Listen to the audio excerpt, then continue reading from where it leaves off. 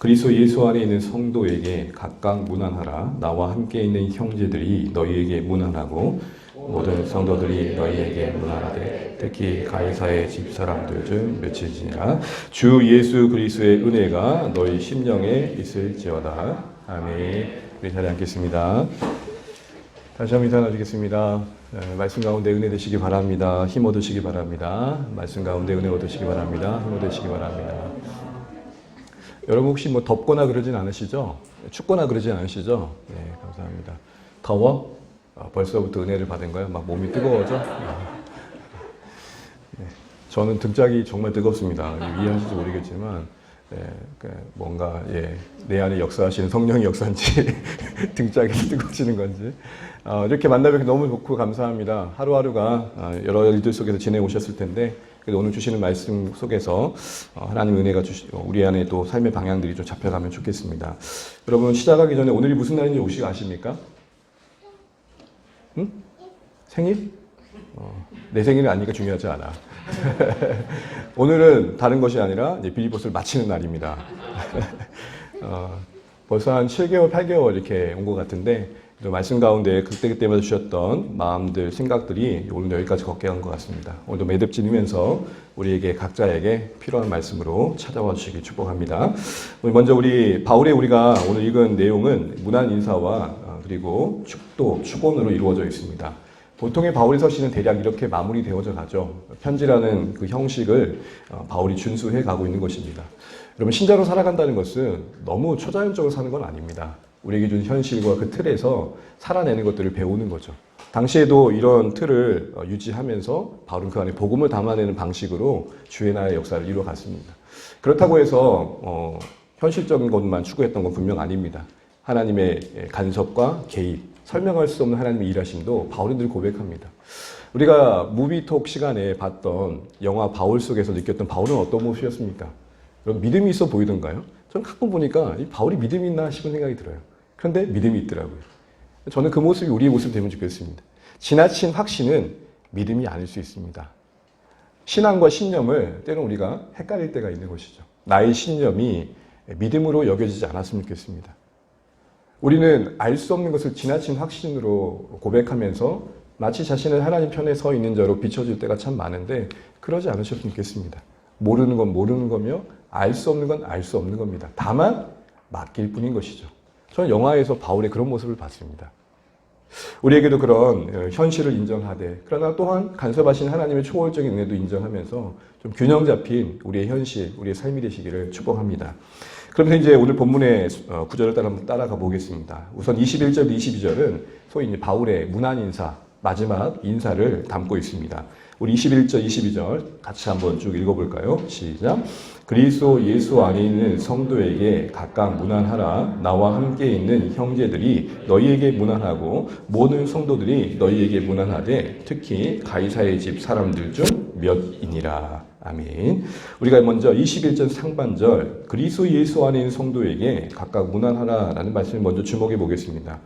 여러분 바울의 서신서를 쭉 읽어보시면 알겠지만 대체적으로 말씀드린 것처럼 그 편지의 형식을 따라 마무리는 항상 인사를 나눕니다. 특별히 이런 문안이란 말의 뜻은 원어적으로 이런 의미를 갖습니다. 한마디로만 웰컴인데요. 반갑게 맞이하다, 환호하다, 존경하다. 그러니까 어떤 분인지 알겠시겠죠. 이런 문안의 분위기는 단순히 형식에 맞춰 고백되어진 내용이 아니라 당시 초대교회 분위기였습니다. 우리가 영화를 보면서 누렸던 유익 중에 하나는 물론 충분한 고정을 거쳐도 완전한 재현은 불가능하겠지만 그렇게 어려운 중에도 공동체가 함께 모여서 그 어려운 중에도 고아와 가부를 돌보고 서로 격려해 준 모습 보셨죠.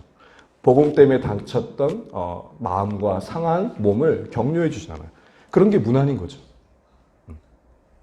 여러분 누가 기도 부탁을 했어요. 이런 제목을 좀 기도해 주시면 좋겠어요. 지나간 말로 했지만 혹시 형제님 자매님 그때 그 기도가 어떻게 잘 이루어지셨나요? 라는 게 뭐예요? 문안인 거죠. 한마디로 문안은 다른 말로 말하면 한 몸으로서의 관심이고 돌봄이며 책임일 것입니다. 그런데 여러분 바울이 이런 인사를 할 때 늘 의례적인 인사만을 했던 건 아닙니다. 무슨 말이냐면 그 서신서마다 여러분 가만히 한번 펼쳐보십시오. 문안이란 말이 안 나오는 데도 있지만 나오는 곳을 보면 다 똑같지 않습니다. 그러니까 문안의 인사마저도 바울은 마무리하면서 그 교회에 필요한 걸 채우기 위한 기회로 삼더라는 것입니다. 우리 보통 마무리할 때는 어떻게 마무리합니까? 아, 이제 끝났다. 이제 더 이상 돌아볼 필요 없다. 아이고, 이제 내가 할 일 다 했어. 라는 내려놓는 마음이 더 크시죠. 그렇지 않습니까? 더 이상 뭐 애써야겠다는 생각보다는 이제 여기서 정리해야지. 이게 우리의 보통의 마음일 것입니다. 근데 바울은 편지의 끝자락이라도 더 쓸 수 없는 게 맞지만 마지막이라도 쓸 수 있다면 그곳에 교회를 향한 부탁을 꼭 담아내더라는 것입니다. 그 상황에 맞게. 한 예를 들자면 우리 고린도서 16장 21절 22절 한번 읽어보겠습니다. 시작. 나 바울은 친필로 너희에게 문안하노니 만일 누구든지 주를 사랑하지 아니하면 저주를 받을지어다. 우리 주여 오시옵소서. 문안하고면서 뭘 덧붙입니까? 누구든지 주를 사랑하지 않으면. 여러분, 이건 고린도 교회 상황을 알면 다 이해하실 겁니다. 고린도 교회에 여러 문제가 있었지만 가장 큰 문제는 뭐였냐면 분열이었습니다. 분쟁이었습니다. 그 분열과 분쟁이 얼마나 심했는지 심지어 은혜가 약속된 성찬마저도 은혜가 되지 않았고 바울이 이런 말을 하죠. 너희의 모임은 너희에게 해가 된다. 이 말이 무슨 말이에요? 그럴 거면 안 모이는 게 더 낫다. 바라기는 주 안에 우리의 모든 모임들이 이럴 거면 안 모이는 게 낫지요. 그렇지 않기를 축복합니다. 만나는 가운데 주시는 은혜가 있고 우리의 노력과 애씀 속에 함께해서 주시는 복이 있었으면 좋겠습니다. 어떤 고린도서 이 말씀을 보면 문안합니다. 바울이 직접 친필로 문안할 정도로 바울은 자신의 인사를 성도들에게 나눕니다. 덧붙여 당시 분열의 문제를 심각하게 했던 교회에게 정말 키워드가 될 수 있는 주님의 사랑을 다시 한번 상기시켜줍니다. 그래서 여러분 바울이 고린도전서 13장에 뭘 담아내죠? 소위 사랑장을 담아내잖아요. 결국 바울은 고린도전서에 결론적으로 하고 싶었던 말은 주님을 사랑하면 교회 안에 많은 문제들은 해결될 거야. 이 얘기를 하고 싶었던 것입니다. 마찬가지로 바울은 빌립보 교회를 향해서 우리가 방금 21절 상반절 문안 인사를 통해 필요한 메시지를 빌립보 교회의 상황에 맞게 남깁니다. 그렇게 볼 수 있는 이유는 얼뜻 보면 성도에게 각각 문안하라라는 말이 바울이 직접 성도들에게 인사를 나누는 것처럼 보이지만 문안하라라는 명령어죠. 그리고 원어를 번역해 보게 되면 이렇게 결론되어집니다. 성도들이 서로 문안하게 하십시오. 다른 거죠. 바울 내가 빌립보 교회에 문안합니다라는 의미가 아니고 빌립보 교회에게 문안을 부탁하고 있는 겁니다. 이해되십니까? 내가 빌립보 교회에 문안한다. 보통은 바울은 친필로 내가 문안한다는 식으로 그렇게 말을 했지만 지금 이 부분에서는 유독 문안을 명령하고 있고 문안을 부탁하고 있습니다. 그러니까 주어가 바울이 교회에게 문안한다는 말이 아니라 성도들이 각각 서로 문안하게 하십시오. 누군가에게 지도자에게는 맡기는 어떤 책임과 같은 요구였던 것입니다.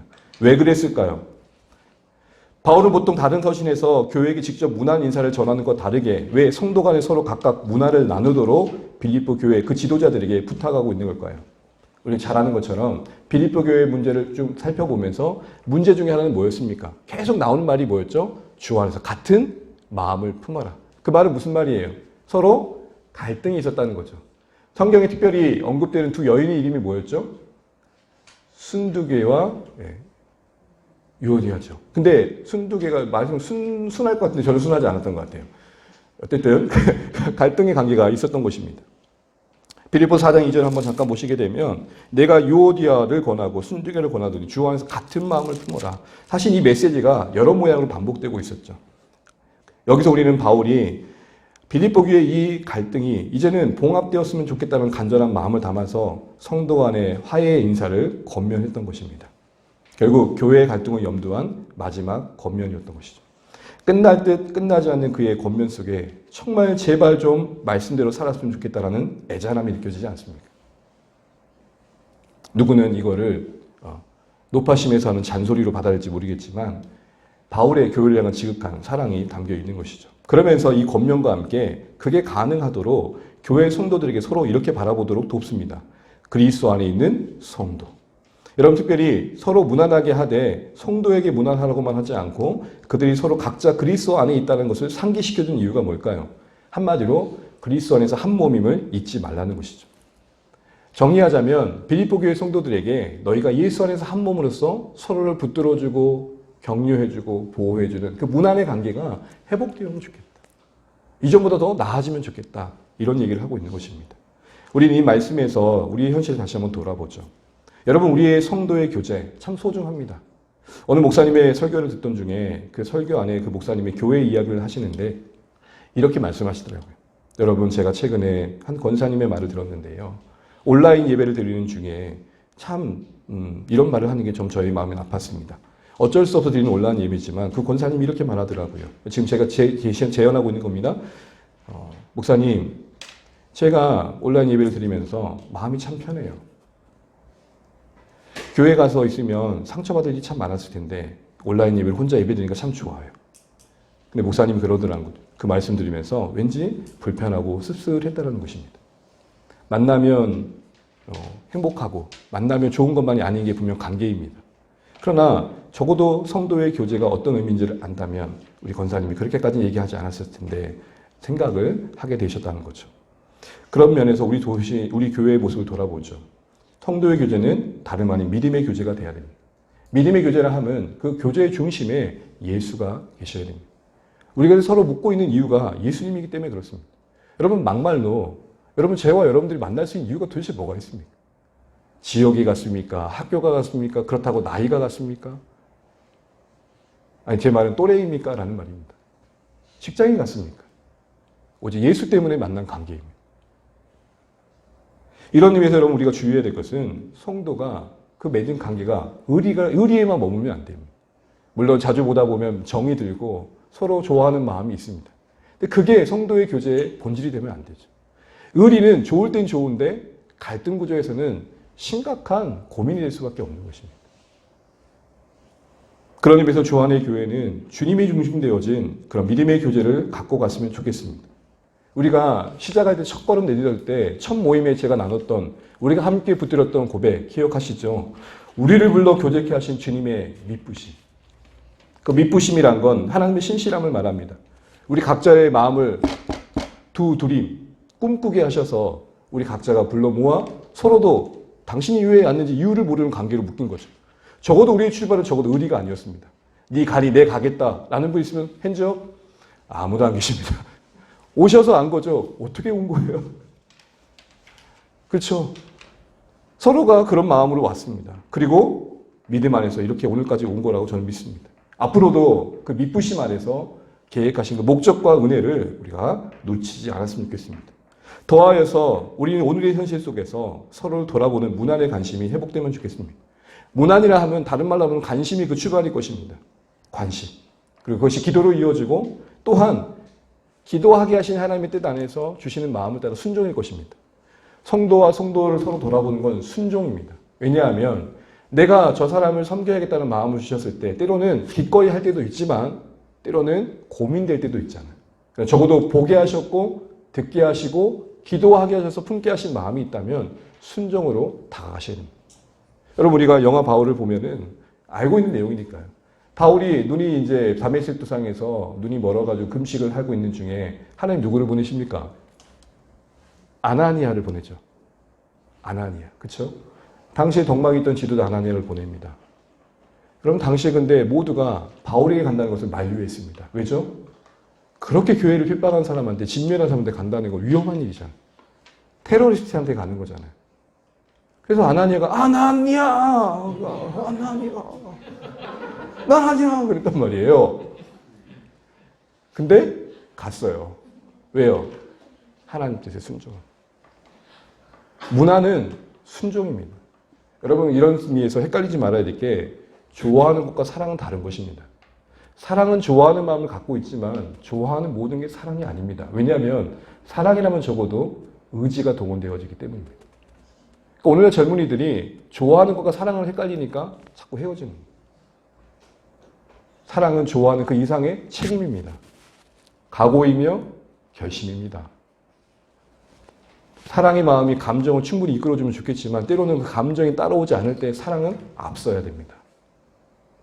사랑이 마치 기호식품처럼 여겨지는 건 불행입니다. 좋을 땐 한없이 좋다가 감정이 뒤따라주지 않으면 우리 사랑이 식었다고 말하는 건 애초부터 그건 사랑이 아니었습니다. 이런 의미에서 여러분, 우리는 서로의 문안이 순종임을 기억하면서 우리 각자에게 주셨던 마음을 따라 때론 기꺼이, 그러나 그렇지 않은 갈등 구조 속 주님 주신 마음이라면 순종하며 문안으로 행복한 교회를 만들어간 일에 우리 모두가 동행해 주시기를 축복합니다. 그러면서 이어서 바울은 자신의 문안의 인사를 하는 평소와 다르게 교회 지도자들에게 서로 문사하는 것을 간곡히 부탁한 이 뒤에 이제 또 다른 문안 인사를 나누는데요. 이제는 바울 그 주변에 있는 형제들, 사람들의 문안을 교회에게 전달하는 역할을 합니다. 우리 21절 하반절부터 한번 볼까요? 나와 함께 있는 그 맨 위에 말씀을 다시 한번 읽어보겠습니다. 시작. 나와 함께 있는 형제들아 너희에게 문안하고 모든 성도들이 너희에게 문안하되 특히 가이사의 집 사람들 중 몇이니라. 아멘. 인사를 전달하는 세 그룹이 나옵니다. 바울 중심으로 그 주변에 있는 형제들 그리고 모든 성도들 확장되어져 가고 있죠. 특별히 언급되어진 구체적인 그룹 하나가 더 나오죠. 뭐라고 그러죠? 특히 가이사 집 속의 사람들. 교회와 교회의 교제를 가꾸고 있는 바울을 보십시오. 소위 피스메이커의 역할을 하고 있는 것입니다. 로마에 있는 사람들, 그 성도들의 문화를 빌립보에 있는 성도들에게 전하고 있고 그걸 기회로 빌립보 성도들도 로마에 관심을 갖도록 연결시켜주고 있는 바울의 역할을 보게 됩니다. 왜 굳이 바울은 빌립보와 로마의 성도들을 연결시키고 있는 걸까요? 그게 교회니까. 이런 의미에서 우리가 고민해야 할 중요한 키워드 중에 하나는 우주적인 교회입니다. 기회가 된다면 교회론을 다룰 때 한 번 더 얘기하겠지만 우주적 교회라 하면 한마디로 말하면 한몸된 교회입니다. 보여주는 조직적인 교회를 뛰어넘어서 유기체를 말합니다. 내가 예수를 믿기에 그대가 예수를 믿기에 묶일 수밖에 없는 관계. 이는 마치 하준이가 태어나 하영이가 태어나고 그리고 하은이가 태어나 간 가족이 되는 겁니다. 그들의 원함과 상관없이. 그래서 괴롭죠. 택할 수 없는 오빠, 택할 수 없는 동생, 둘째가 제일 힘듭니다. 격하게 공감하는 거야. 효신아, 축복하노라. 둘째만 이렇게 앉은 것 같아요, 이렇게. 무슨 말씀을 드리는 겁니까? 지금 바울은 빌립보 교회와 로마 교회가 무관하지 않음을 말합니다. 특별히 이런 시도는 빌립보 교회의 어려움 가운데 그 형편을 생각하면서 응원하는 거였습니다. 빌립보 교회야 너희 홀로 고군분투하는 게 아니다. 지금 곳곳에서 하나님의 주권 가운데 복음의 능력을 따라 교회가 세워지고 있다. 특별히 빌립보 교회 입장에서 로마는 저렇게 험악한 곳에 저렇게 황제의 영향력이 깊은 곳에 교회가 세워진다고? 여러분 보통 어디 교회가 생겼어 그러면 몫이 참 좋네. 잘 되겠네. 라는 이해도 같지만 어디 교회가 세워지면 그 험한 곳에 거기에 복음이 전해질 수 있을까? 그 음란한 곳에 그 척박한 곳에 바로 그게 로마였단 말입니다. 그러니까 빌립보 교회 입장에서는 로마 교회 성도들의 인사가 어떻게 와닿았을까요? 더 의미 있게 와닿았겠죠. 이런 관점에서 우주적 교회의 관심에서 서로를 격려하고 있는 바울의 모습에서 우리가 한 가지 좀 생각해 볼 게 있습니다. 그것은 다른 것이 아니라 나움과 함께 큰 숲을 보는 하나님 나라의 관점입니다. 교회를 그냥 교회로 개교회로만 보지 않고 전체 하나님 나라를 이루어가는 각자의 역할로 서로를 동역의 관계로 이해하는 것입니다. 무슨 말이냐? 주안의 교회 입장에서 생각을 해본다면 우리는 우리 교회만을 생각하는 게 아니라 아직은 작은 교회지만 하나님께서 그 나라를 이루어가신 데 있어서 알게 하시고 붙여주시고 적든 크든 섬기게 하신 교회의 관계를 하나님 나라의 동역의 관점에서 헤아릴 필요가 있다는 것입니다. 이런 의미에서 우리가 국내 해외로 선교하고 전도하는 게 의미가 있어지는 것이죠. 아직은 적지만 그래도 목장을 통해 4개의 선교지를 계속해서 섬기고 있고 기간 사역을 우리가 그래도 감당하고 있습니다. 이런 모든 것들이 단순히 돈을 보내는 문제가 아니라 하나님 나라의 전체를 세워가는 관점에서 이해되어야 의미가 있어지는 겁니다. 나와 무관한 사람들을 돕는다는 것처럼 별로 와닿지 않은 일이 어디 있습니까? 그런데 하나님 나라의 관점에서 보면 남이 아니다. 이런 얘기를 드리는 것입니다. 인류에서 우리가 주의해야 될 게 있습니다. 죄송하지만 한번 따라해 주십시오. 개교회, 시작. 개교회. 그 개교회의 중심적인 사고방식. 우리는 우리 교회를 소중히 여겨야 됩니다. 우리 교회만의 방향과 목회적인 철학을 가지고 나아가는 모든 사역에 기하게 함께 동참해 주셔야 됩니다. 그런데 개교회만 붙드는 것을 가지고 신앙이라고 얘기하는 것은 오류일 것입니다. 예를 들어 만약의 경우입니다. 우리 성도님들 가운데 일이 있어, 사연이 있어, 어떤 부르심이 있어, 또 다른 교회로 갈 때에 우리는 전체 교회의 관점에서 그걸 축복해 줘야 되는 겁니다. 근데 간혹 상담을 하다 보면 이런 말을 듣습니다. 목사님, 제가 차마 목회자한테 들어서는 안 되는 말을 들었습니다. 이러저런 일들이 있어서 개인적으로 말씀을 드리자면 부모님 때문에 어쩔 수 없이 부모님이 섬기는 교회로 가야 되는 상황인데 교회적 상황도 있겠지만 그래도 이런 말은 아니잖아요. 하면서 전해드릴 말이 당신 이 교회 떠나면 저주받을 거라. 이게 말입니까? 뭡니까? 이분에게는 개교회는 중요했지만 하나님 나라 관점에서 세우는 동일한 한 교회에 대한 이해가 결여된 것이겠죠. 마음은 이해되지만 표현은 지나쳤던 것 같습니다. 개교의 중심에 빠지게 되면 우리는 서로를 돌아보지 못하게 됩니다. 교단과 교단, 교파와 교파, 교회와 교회 사이에 연결이 불가능해집니다. 그러나 여러분, 복음 안에 서 있는 모든 교회들, 전통교회, 진리를 추구하는 모든 교회들은 2차, 3차의 진리는 조금 차이 있을 수 있지만 본질, 복음에서 묶여 있다면 모두가 하나라는 생각을 해야 됩니다. 각자의 부여진 소명과 역할을 따라 그 교단과 교파의 그 부르심을 따라 하나님 일을 해가고 있다는 것이죠. 이런 관점에서 여러분, 우리가 안타까운 현실을 우리가 헤아립니다. 무엇보다도 개교회 중심이 만든 증상이 뭡니까? 분리와 분열입니다. 가끔 전도하다 보면은 목사님, 천주교는 하나인데 교회는 무엇이 이렇게 많아요? 그리고 채널이 천주교는 하나인데 기독교 대표는 뭐 이렇게 많아요? 자, CBS, CTS, C3, 구TV 뭐 했노?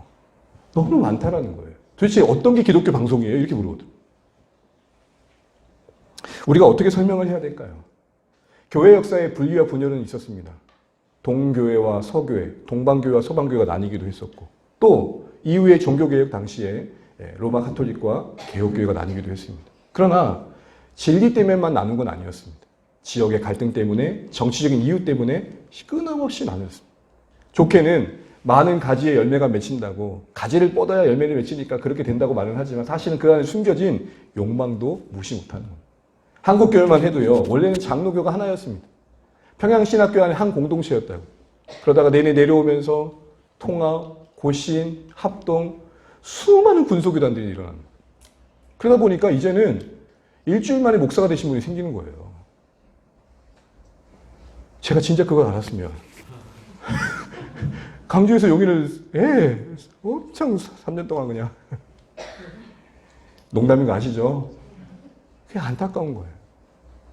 교단의 한 울타리 안에서 건강한 신학자들, 신앙과 신학 소양을 가진 목회자들이 세워져야 되는데 이렇게 난립하다 보니까 너무 어려워지는 거죠. 무슨 말씀을 드리는 겁니까? 분리와 분열이 긍정적인 것만이 아니라 부정적인 것들도 너무 많이 만들었다는 것입니다. 정치적인 이유로 어떤 지역적인 이유로 이런 분리들이 교회의 복음의 걸림돌이 될 때가 많더라는 것이죠. 또한 이 개교주의가 만든 증상 중에 하나는 뭐냐면 공교회의 상실입니다. 한마디로 책임감이 없어졌습니다. 어떤 교회 인터뷰를 했더니 이렇게 말하더라고요. 우리 교회의 문제인데 당신들이 무슨 상관이냐. 여러분, 주어진 것만큼 뭐가 따릅니까?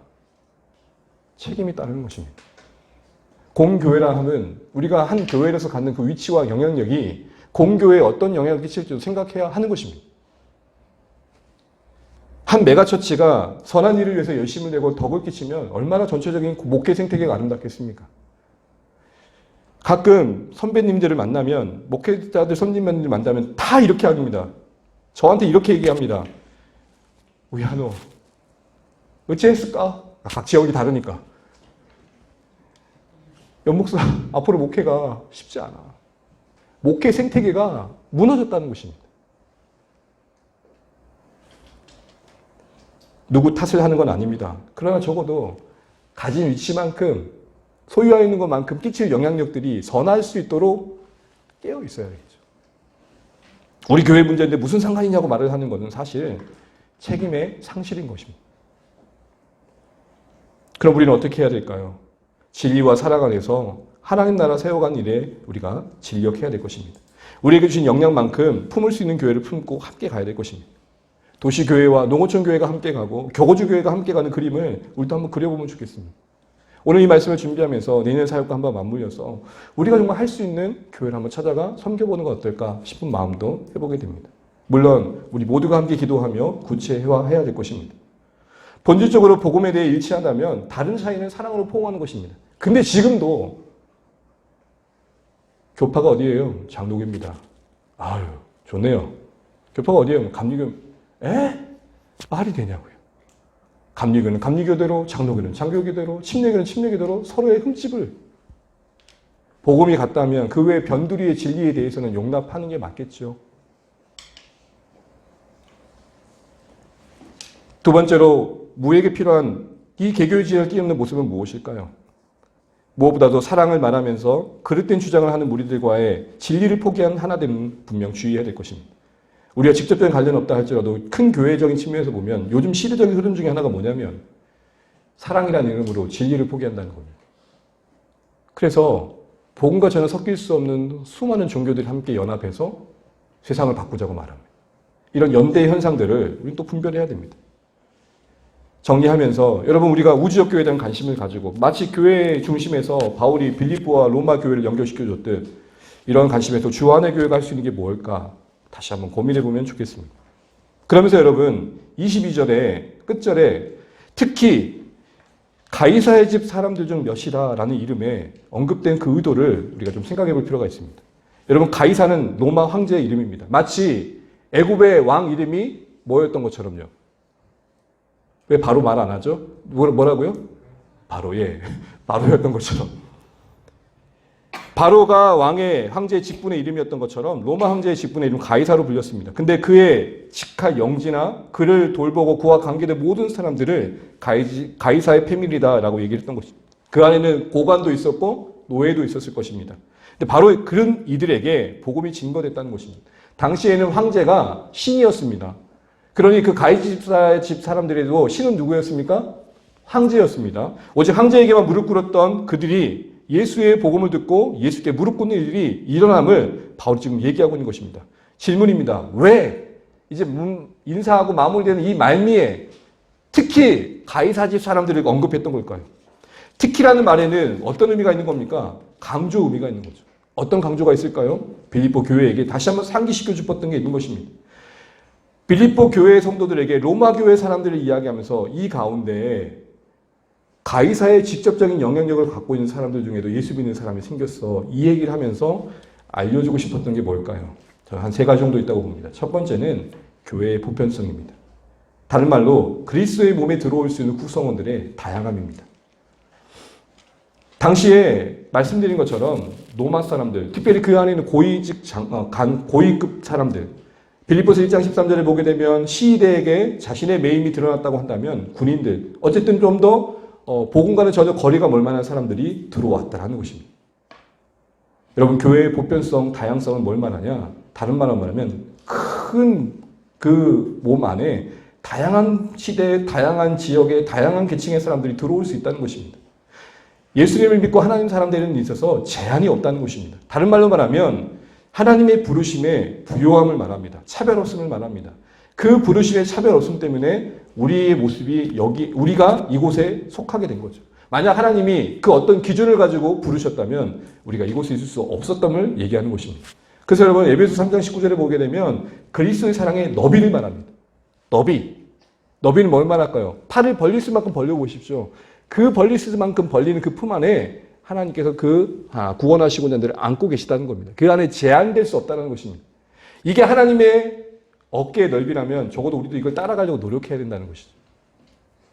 교회는 세상에서 그런 의미의 가장 열린 공동체가 되는 게 오늘 가이사의 집 사람들도 교회에 속했다는 사실이 우리에게 주는 교훈인 것입니다. 혹 우리는 오늘 우리 시대에 거리를 두고 있는 가이사 집 사람들 없는지. 무슨 말이죠? 저 사람들 교회 오면 안 돼. 저 사람들 교회 오면 안 된다고. 우리 사람들 정한 기준 속에 판단 속에 벽을 만들고 있지 않은지, 울타리를 치고 있지 않은지, 우리의 교회의 담은 생각보다 높지 않은지 돌아보게 되는 거죠. 어느새 좀 달릴 만한 사람만 오는 곳이 교회가 된다는 건 우리에게 고민의 문제가 될 수 있는 것입니다. 쉽지 않지만 정말 찬양의 고백처럼 어느 누구나 오라, 어느 누구나 주께 나오라 라고 말할 수 있는 그런 공동체가 되기 위해 우리가 뭘 해야 될까요? 무엇보다 우리 각자가 좀 더 넓어지셔야 될 것입니다. 지금 함께하고 있는 서로에 대한 마음이 좀 넓혀지셔야 될 것입니다. 예수님 외에 다른 그 무엇으로 벽을 만들고 있는 증상이 느껴지신다면 바로 허무셔야 됩니다. 벽은 희한하게 용납하면 용납할수록 계속 견고해집니다. 또한 두 번째는 복음의 진정 그 능력을 보여준다고 봅니다. 말씀드린 것처럼 바울이 옥에 갇혀 있는 상황이었습니다. 그런데 옥에 갇혀 있는 상황 속에 그를 지켜보고 있는 사람들, 그의 이야기를 들었던 사람들이 자연스럽게 복음을 들으면서 열매를 맺은 것을 바울은 지금 가이사의 집 사람들의 몇 사람도 지금 교회에 들어왔다는 것으로 말하고 있는 것입니다. 무슨 말이죠? 복음의 능력을 신뢰하라는 것입니다. 빌립보 교회가 핍박 속에 위축되어 있는 그때에 복음은 제한받지 않고 역사함을 말하는 것입니다. 특별히 도저히 거기까지 복음이 들어간다고, 거기서 복음이 열매를 맺는다고 생각했던 로마 그 중심부에 복음이 스물스물 싹 트고 있어, 이 얘기를 한 것입니다. 여러분, 땡땡 얼어붙은 땅에 돌짝밭으로 가득한 그 아스팔트에 살짝 그 빈틈으로 싹이 나면 여러분 지나가다 보세요, 안 보세요? 야, 너 어떻게 여기서 꽃을 피웠니? 어쩌다 여기서 싹을 냈어? 이런 마음처럼 빌립보 교회 입장에서는 로마의 가이사의 집사람이 몇 사람이 속해 있다는 것은 그런 시선으로 바라볼 수 있는 만한 일이었던 것입니다. 이런 맥락에서 가이사 집사람들은 그들에게 어떤 사람들이었냐면, 설마 저 사람이 바뀌겠어? 에? 설마 저 사람이 바뀌겠냐고 라는 사람이었다는 것입니다. 여러분, 저는 어느 누군가에게는 그런 사람이었습니다. 한때 야, 쟤 다 아유 저 양아치 저 새끼 저거 교회 가겠어 저거? 여러분 앞뒤 옆에 이렇게 인사하시면 좋겠습니다. 우리 너무 쉽게 마침표 찍지 마시다. 시작. 예, 너무 쉽게 마침표 찍지 마시다. 우리 지금의 이 시점을 가지고 하나님의 시간 계획 속에 존재하는 그 인생을 감히 누가 마침표를 찍느냐.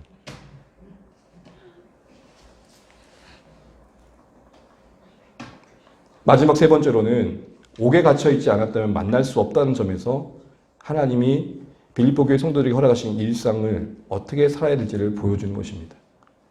무슨 말입니까? 바울이 로마 옥에 투영되지 않았다면 시일의 사람도 만날 일이 없었고 가이사 집 사람들에게 복음이 전해질 일도 없었을 것입니다. 결과적인 해석이겠지만 적어도 바울이 그걸 알고 갔다고 볼 수는 없지만 우리가 이런 섭리의 안목에서 우리 인생을 해석해보면 지금 우리에게 땀 흘리게 하시고 애쓰게 하시고 불편하지만 붙여 만나게 하신 인생들 속에 일하실 하나님의 계획이 있음을 봐야 한다는 것입니다. 우리의 일상, 우리 각자를 심어두신 삶의 자리가 그 누구도 대신할 수 없는 사명으로 여겨지셔야 됩니다. 그런 의미에서 여러분, 우리 각자는 그 누구도 할 수 없는 일을 하고 계시는 겁니다. 아브라함도 모세도 다윗도 할 수 없는 사람들을, 섬길 수 없는 사람들을 여러분이 섬기고 있다는 측면에서 여러분 모세를 대신할 수 없는, 모세도 할 수 없는 일을 하고 계시는 겁니다. 우리 그런 의미에서 내가 이곳에 있기에, 내가 울산에 있기에, 내가 그 직장을 다니기에, 그 이웃과의 만남이 있었기에 알게 된 관계 속에서 그 만남 속에서 그 현실 속에서 하나님께서 무엇을 해가실까에 대한 어떤 소명, 사명의 관점으로 우리 삶을 헤아릴 필요가 있는 것입니다. 무슨 말씀을 드리는 겁니까? 여러분 지금 삶이 불만스럽다 할지라도 그 안에 우리를 두셨을 때에 내가 지금은 이해할 수 없는 하나님이 하시고자 싶은 일이 있다는 것을 놓치지 말자는 것입니다. 적어도 우리가 하나님을 다 헤아릴 수 없고 그 계획을 알 수 없다는 측면에서 오늘 우리 이곳에 두신 하나님의 일하심을 생각해 봐야 됩니다. 사랑하는 성도 여러분, 제 얘기를 드린 것이 아닙니다. 우리 모두가 여러분의 현실을 어떻게 해석하고 있는지 돌아보면 좋겠습니다. 적어도 우리를 허락하신 삶의 자리가 고통스럽고 때로는 벗어나고 싶을 때가 있고, 그러나 그럴 수 없는 현실들을 기꺼이 끌어안을 수 있는 우리의 믿음의 시선 되시기를 주님의 이름으로 축복합니다. 마지막으로 우리 23절에 이제 축원으로 마치는 내용을 살펴보고 마무리하겠습니다. 우리 23절 읽겠습니다. 시작. 주 예수. 축원이라 함은 축복 기도와 간절한 바람을 말합니다. 여러분 바울이 매듭 지으면서 정말 간절한 바람으로 구하고 있는 게 뭡니까? 예수의 은혜가 교회의 심령 가운데 머무는 것입니다. 특별히 여러분 왜 바울은 늘 은혜로 마무리할까요? 오늘 빌립보서만 아니라 바울의 모든 서신을 보게 되면 은혜로 마무리됩니다. 은혜가 있기를 구합니다. 왜일까요? 은혜가 가능케 하고 은혜가 충분히 하다는 것입니다. 은혜가 신자의 삶을 가능하게 한다는 것입니다. 신자의 삶의 시작이 은혜이면서 또한 그 신자의 삶을 가능케 하는 것도 은혜라는 것입니다. 특별히 여러분 빌립보서의 말씀을 보게 되면 은혜로 시작해서 은혜로 마칩니다. 우리 빌립보서 1장 2절을 읽어보겠습니다. 시작. 하나님 우리 아버지와 주 예수 그리스도로부터 은혜와 평강이 너에게 있을지어다. 은혜로 시작해서 은혜를 강구하는 것 시작해서 은혜를 강구하는 성공 마칩니다. 바울이 아무리 무슨 말을 한다 할지라도 은혜 없으면 이룰 수 없음을 인정하는 것이고, 바울이 빌립보 교회에게 이 얘기를 한 것은 교회에게서도 은혜가 없이는 그것이 안 됨을 고백하라는 것입니다. 한마디로 은혜가 우리 삶에 일을 한다는 것입니다. 은혜가 우리 삶을 신자답게 만들고 부르심을 감당케 한다는 것입니다. 그래서 은혜의 그 충분함을 강조하고 있는 것이죠. 여러분, 우리의 삶이 얼마나 불확실합니까? 언제 어디서 무슨 일이 할지 아무도 예측 못합니다. 살 때와 죽을 때를 아십니까? 앞으로 무슨 일이 어떻게 닥칠지 다 예측하십니까? 어떤 환경과 상황에 처할지 여러분이 다 헤아리고 계십니까? 어떤 모습을 맞이할지 다 알고 계신가요? 그럼 우리는 살 수 없는 건가요? 이 장래의 불안 앞에 우리는 무너져야 마땅합니까? 바울이 말하는 겁니다. 교회여, 은혜가 충분히 일할 것이다. 이제 우리 미아자매가 곧 해사를 앞둡니다. 저희 아내에게도 그랬던 것 같고요. 첫 아이를 낳을 땐 긴장하더라고요. 저는 다 헤아리지 못하지만 적어도 하나님께서 출산하는 그 순간에 그 고통도 분명했지만 그걸 감당할 수 있는, 아프지 않다는 게 아니에요. 감당할 수 있는 힘도 주신다라는 거. 그때 누군가 저에게 그런 얘기를 해주시더라고요. 사랑하는 성도 여러분, 예측할 수 없는 장래의 여러 숱한 일들 속에서 오늘 바울은 은혜의 교회를 맡깁니다. 바울도 은혜 때문에 자족할 수 있었고, 그 은혜 때문에 끝까지 표대로 달려갈 수 있었고, 그 은혜 때문에 옥중에서도 무너지지 않았기 때문에 할 수 있는 말이었습니다. 그래서 디도서의 겉면의 말씀에 바울은 이렇게 이야기합니다. 디도서 2장 11절 13절 한번 읽어보겠습니다. 시작. 모든 사람에게 구원을 주시는 하나님의 은혜가 나타나 우리를 양육하시되 경건하지 않는 것과 이 세상 정욕을 다 버리고 신중함과 의로움과 경건함으로 이 세상에 살고 복스러운 소망과 우리의 크신 하나님 구주 예수 그리스도의 영광이 나타나심을 기다리게 하셨나니. 여러분 괜찮으시면 동그라미를 쳐보십시오. 하나님의 은혜가 나타나 우리를 양육하시되. 바로 구원을 베푸시는 그 하나님의 은혜, 그리스도 안에서 베푸시는 그 은혜가 우리를 양육해 가신다는 겁니다. 구체적으로는 버릴 것을 버리게 하시고, 특별히 이 세상에서 살게 하시고, 장래의 영광을 기다릴 소망의 마음을 붙들어 주신다는 겁니다. 바울도 바울의 실력으로 교회를 세운 게 아니라 항상 하나님의 은혜에 교회를 맡겼던 것입니다. 저도 같은 마음으로 여러분을 축복합니다. 우리 주 예수 그리스도의 은혜가 여러분의 삶과 인생과 사역의 또 신앙의 현장을 붙들어 주시기를 축복합니다. 동일한 부모의 마음으로 자녀를 은혜에 맡기십시오. 여러분 얼마나 끝까지 함께 할 수 있습니까? 자연적 생리적 수명을 따라 보면 결국 우리는 먼저 떠납니다. 남겨진 자녀들을 누구에게 맡기겠습니까? 하나님이 아버지 되셔서 그 은혜 안에 우리 자녀들의 인생에 거하지 않는다면 무엇이 우리에게 안심을 주겠습니까? 특별히 바울은 그 은혜가 교회에 어디 있길 바랍니까? 그들의 신령. 여기서 우리 신앙의 중요한 가치를 하나 보입니다. 속사람이 강건해야 됩니다. 여러분 우리의 시선은 우리 여러분의 영적 내면의 세계를 늘 놓치시면 안 됩니다. 여러분의 내면의 영적 질서가 무너지는 것을 깊이 문제의식을 가지고 바라봐야 됩니다. 빌립보서 4장 9절 10절에서 충분히 다뤘던 것처럼 생각의 싸움에서 승리하셔야 됩니다. 특별히 바울은 같은 마음으로 에베소에게 이 이야기를 이렇게 나눕니다. 에베소 3장 16절 17절 읽어보겠습니다. 시작. 그의 영광의 풍성함을 따라 그의 성령으로 말미암아 너희 속사람을 능력으로 강건하게 하시오며 믿음으로 말미암아 그리스도께서 너희 마음에 계시게 하옵시고. 바울은 교회에 이미 믿는 성도들의 속사람이 강건하길 바랍니다. 그 강건함이 신자로서 삶에 가장 중요하다는 것이죠. 그런데 그 강건함이 어떻게 가능해지느냐 할 때 그리스도께서 그들 마음에 계실 때. 여러분 기도가 좀 웃기지 않습니까? 이미 신자들이 하면 그 안에 누가 계시는 겁니까? 예수가 계시는 겁니다. 그럼에도 불구하고 계시게 하시옵고, 이 말의 의미는 뭘까요? 이미 우리 안에 계신 예수님이 마치 안 계신 것처럼 여기는 신자들을 말하는 것입니다. 계시게 하시옵고 라는 말은 무슨 말입니까? 이미 내 안에 계신 그리스도의 임재를 충분히 느끼는 은혜가 있어야 된다 이야기하시는 겁니다. 그럴 때 속사람이 강건해진다는 거죠. 그래서 같은 맥락에서 바울은 너희 심령에 주 예수 그리스도의 은혜가 있기를 기도했던 것입니다. 그럴 때 주 예수 그리스도의 은혜의 의미는 두 가지로 해석이 됩니다. 보편적으로는 주 예수 그리스도가 주시는 은혜, 구원일 것입니다. 우리가 그 자녀 되는 것일 것입니다. 기도의 응답일 것입니다. 하나님의 인도하심을 받는 모든 일일 것입니다. 하나님 아버지께서 예수 안에서 허락해 주시는 복들을 은혜라고 말합니다. 특별히 은혜라는 말의 의미는 아무 자격 없고 공로 없는 인생들에게 베푸시는 하나님의 호의, 선물을 말합니다. 친절을 말합니다. 구약에서는 그것을 헤세드라 그러는 거죠. 이런 친절과 자비와 선물 주심이 예수 안에서 우리에게 허락되어 우리가 이 모든 영적 복락, 신령한 복을 누리는 것입니다. 그런데요, 놓치지 말아야 할 중요한 또 하나의 의미가 있습니다. 예수가 주시는 은혜라는 말도 맞지만 예수가 곧 은혜가 되는 복도 맞다라는 것입니다.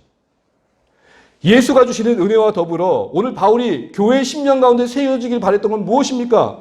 주 예수 그리스도가 곧 은혜가 되는 복을 구하고 있더라는 것입니다. 찬양의 고백을 빌려본다면 주 예수보다 더 귀한 것은 없네. 바울은 이렇게 고백하는 겁니다. 교회여, 너희가 하나님 아버지께서 예수 안에 주시는 그 모든 신령한 복을 너희 심령 속에 품고 누리면 좋겠다. 그러나 그 모든 것들을 주시지 않는다 할지라도 예수 그분 자체가 다른 그것과 무엇과도 바꿀 수 없는 은혜가 되면 좋겠다. 저는 감히 말합니다. 주 예수 그리스도가 그분 자체가 은혜가 되는 신자들을 세상 그 무엇이, 그 누가 흔들 수가 있겠습니까? 우리를 흔드는 것이 있다면 곧 그것이 우리의 신일 것입니다. 명예에 흔들리고 있다면 여러분이 명예를 섬기는 것이고, 물질을 섬기고 있다면 그 물질을 섬기는 것이고, 다른 그 무엇에 흔들리고 있다면 그것을 여러분이 섬기고 있는 것입니다. 그러나 우리 마음이 예수가 곧 은혜란 심령으로 장악될 때에 건강을 잃은다 한들, 생명을 위기의 경험을 한다 한들, 재물을 뺏긴다 한들, 불명예스러운 자리에 어쩔 수 없이 서게 된다 한들 그를 무너뜨릴 그 무엇은 없다라는 것입니다.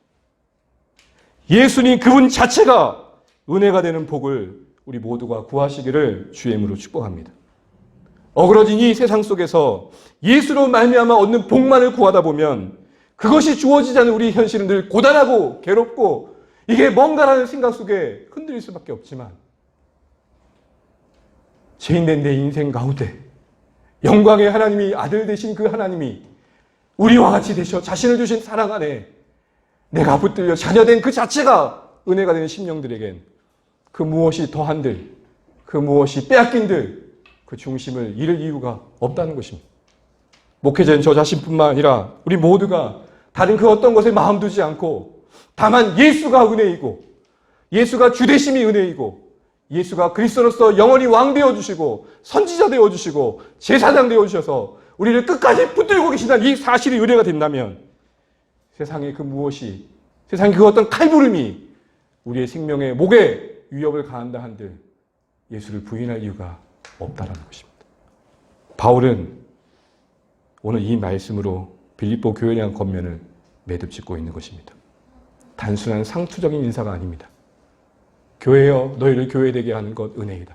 특별히 예수로 말미암은 그 은혜 이전에 예수가 은혜되는 복이 여러분을 어떤 상황에 내던져도 주님을 포기하지 않는 능력이 될 것이다. 사랑하는 성도 여러분, 빌립보 말씀을 마치면서 저도 같은 마음으로 우리 모두에게 호소합니다. 주 예수 그리스도가 은혜 되시는 복이 우리 모든 심령 위에 있기를 주의 이름으로 축복합니다. 그러면서 이제 우리 한번 고민해야 할 질문이 있습니다. 빌립보서 전체의 주제는 다시 오실 주님을 기다리는 성도로서 하늘 속한 성도로서의 삶을 이 땅에서 어떻게 살아내는 거였습니다. 많은 분들이 천국에 가야 된다 그럽니다. 가만히 생각해 보십시오. 천국에 가는 게 전부일까요? 아니요. 빌립보서는 우리에게 도전합니다. 천국을 살으라고. 천국에 간다는 것은 이 땅을 외면하는 것입니다. 이 땅의 현실을 부정하는 것입니다. 천국만 가면 다 되니 난 아무것도 안 해도 되겠다라는 책임의 상실입니다. 그러나 천국을 산다는 것은 내게 약속된 천국을 의심치 않고 어떤 모습으로 맞이하든지 간에 허락하신 생애 속에 그 천국을 남기겠다는 의지일 것입니다. 저는 주 안의 가족들이 천국에 가기만을 바라는 삶이 아니라 천국을 살아내시면 좋겠습니다. 천국을 산다는 게 무엇인지를 우리가 서로 보고 배우며 마치 디모데를 통해 배우라고 했고 바울을 통해 배우라고 했던 것처럼 서로를 통해 배우며 정말 천국을 산다는 게 이런 거구나. 이런 기쁨이구나. 수고와 애씀이 있지만 이런 복이구나. 누릴 수 있는 복된 교회가 되면 참 좋겠습니다. 말씀을 이제 맺겠습니다. 사랑하는 주 안의 가족 여러분, 우리 주 예수 그리스도의 은혜가 우리 모든 심령에 있기를 축복합니다. 그 은혜가 있을 때 만들어낸 천국을 사는 것이 무엇인지를 우리 모두가 알고 배우며 나타내 주시기를 부탁드립니다. 목회자인 저 자신도 예수로 말미암은 은혜에 눈두지 않으려고 애쓰겠습니다. 이왕 목회한 거 성공해야지. 이왕 목회한 거 더 영향력 있어야지. 여러분, 그런 의미에서 째할 강구를 하자면 이번 주 수요일 오전 10시 40분에 세 번째 지금 방송이 나옵니다. 별 효과 없는 걸 알지만 부르심이 같습니다. 다른 성도 여러분, 정말 우리가 어느 경계선에서 알짝거리고 이제 돌아보시면 좋겠습니다. 예수가 복이 된다면, 예수만 복이 된다면, 다른 어떤 복이 주어지지 않는 우리의 현실이 그리 고단하지는 않을 것입니다. 애써 그러란 말이 아닙니다. 예수가 복이로 충분합니다. 예수가 그 자체가 은혜임이 충분합니다. 우리 이걸 기억하시고 오늘도 주신 말씀 안에서 빌립보서 말씀 내내 들으셨던 게 다 기억되진 않더라도 이 마지막 축원의 기도가 우리 매일의 매 순간의 기도가 되셔서 하나님 원하시는 삶을 넉넉히 살아내실 수 있는 모든 순례의 여정 되시기를 주님의 이름으로 축복합니다. 아멘.